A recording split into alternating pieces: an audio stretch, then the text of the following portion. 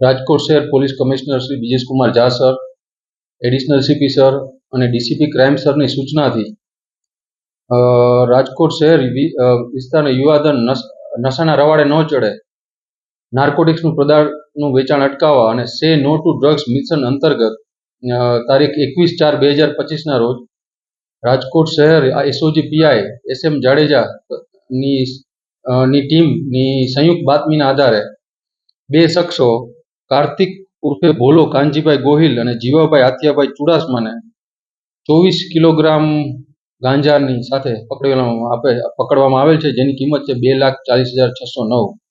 આ બંને વિરુદ્ધ એ ડિવિઝન પોલીસ સ્ટેશનમાં ગુનો નોંધી વધુ તપાસ તજવીજ ચાલુ.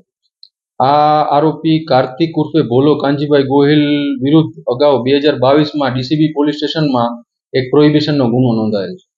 અત્યારે પ્રાથમિક તપાસમાં જીવા આથિયાભાઈ ચુડાસમા આ ગાંજાનો જથ્થો ઓરિસ્સાથી લાવ્યો હોવાનું પ્રાથમિક તપાસમાં ખુલે છે, પણ વધુ આમાં તપાસ ચાલુ છે. પ્રાથમિક પૂછપરછમાં બંને આરોપીઓએ 2.5 મહિનાથી આ ધંધો કરતો હોવાનું જાણવા મળેલ છે. બીજી વધારે કોને આપતો ને એ બધી વધુ હજી તપાસ ચાલુ છે.